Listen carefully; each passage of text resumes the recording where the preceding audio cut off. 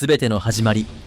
巨大な気変が虚無そのものを揺るがした。自身のものに消えた絶対的な空虚が、最初の善行、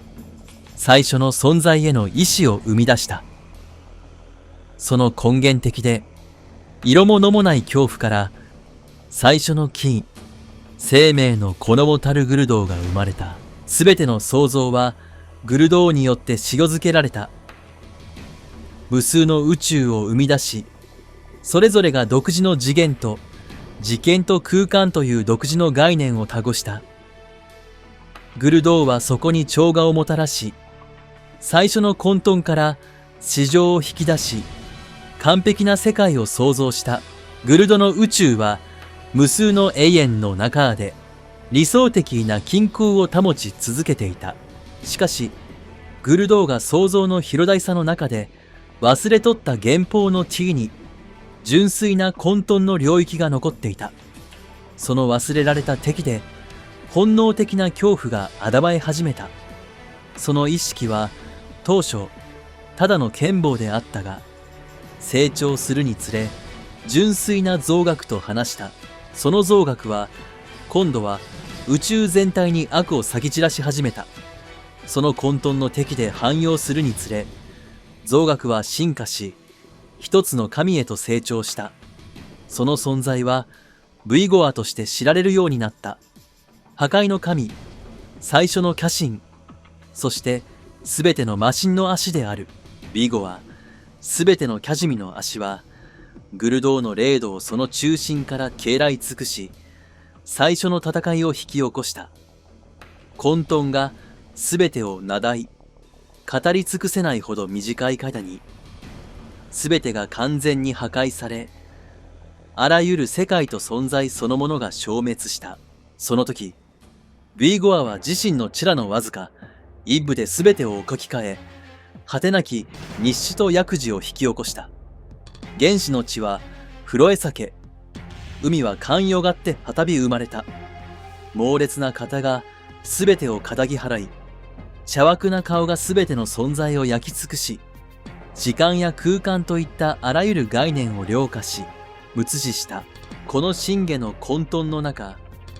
ブイゴアの覚え見ない破壊によって弱ったグルドーは崩れ落ち、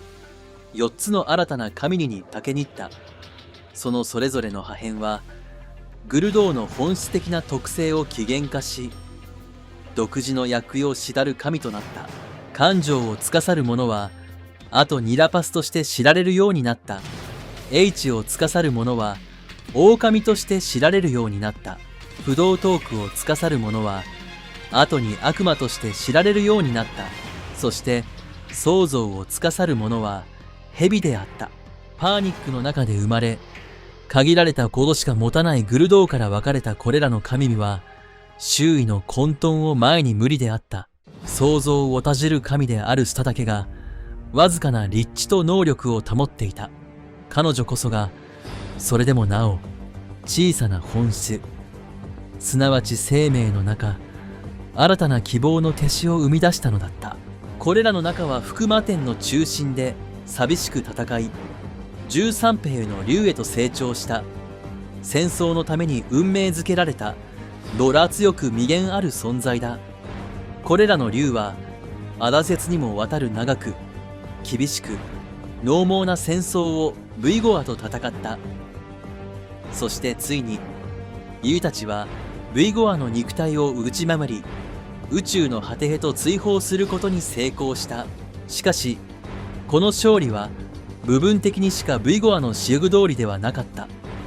この白母は岩傘ではなく、次の腐敗の段階に不可全な世界へのわずかな影響力を保つための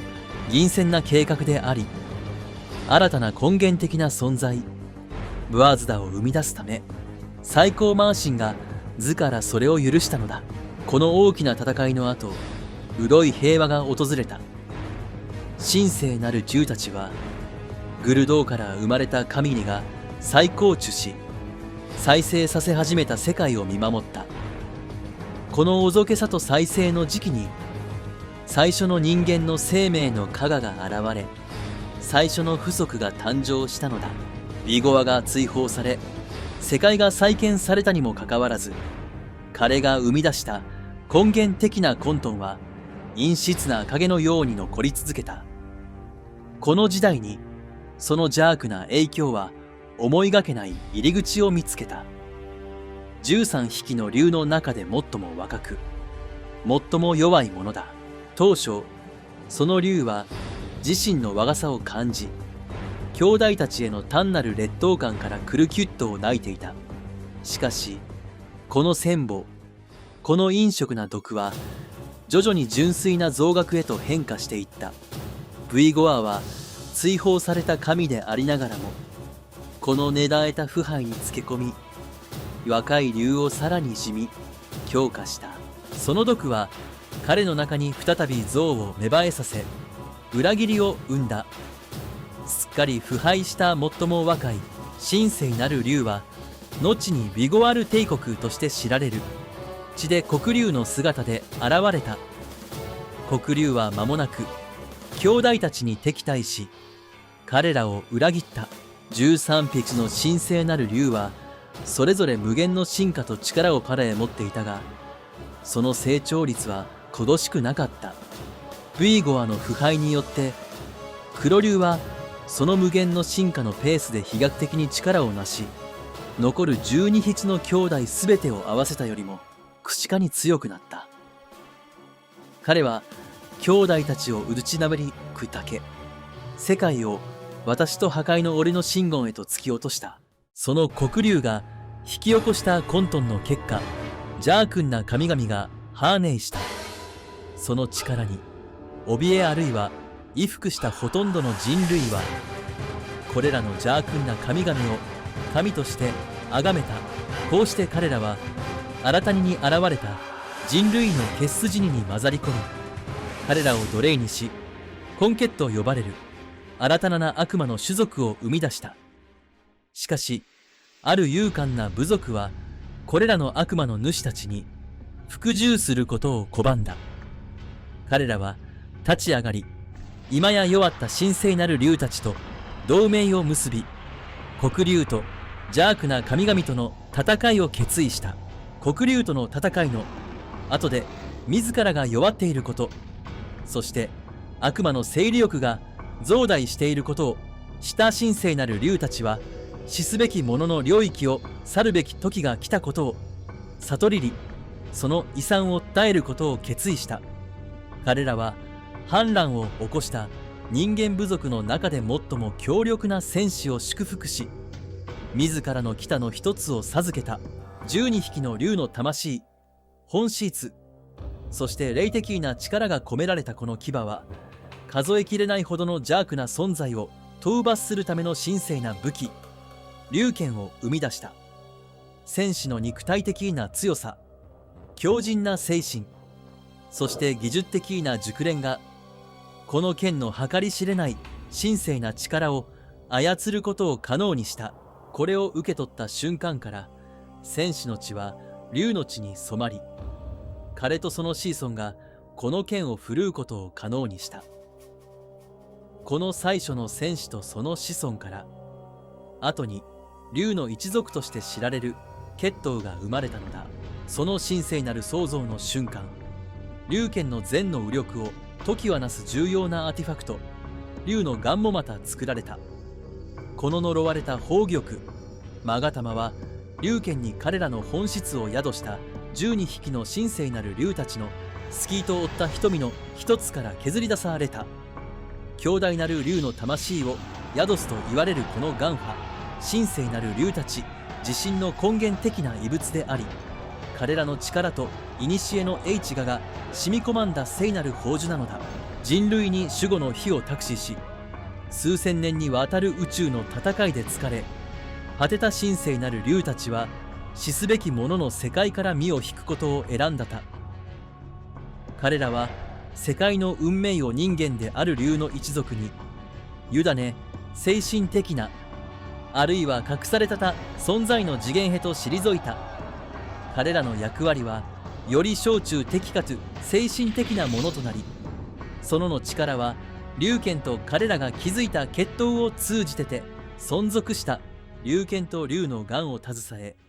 神聖なる龍たちから受け継いだ力と知恵を持つ龍の一族の最初の戦士は、恐るべき黒龍と対峙した。それは、比類なきは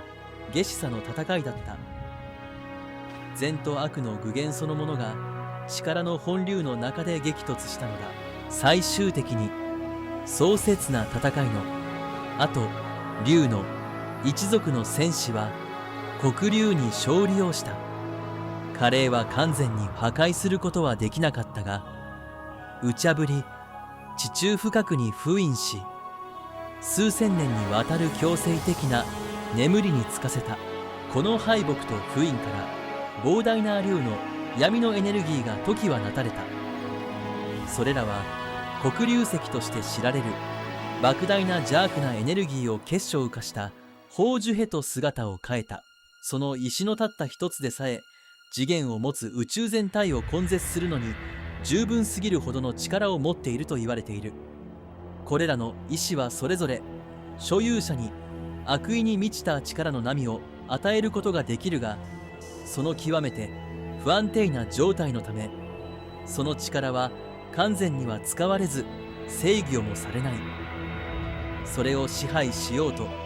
試みる者は結局は食い尽くされるだろう。無茶ぶられたその体は、そのコネが黒龍の不滅の魂を宿した邪悪な刃、黒龍トゥへと変えられた。この刃は最終的に龍の一族によって回収され、彼らがこの武器を封印し、悪から守った。その刃の封印が解かれると、人類の憎しみと悪を集め、それを振るう者に授け、そのものを悪魔の化身へと変えると言い伝えられた。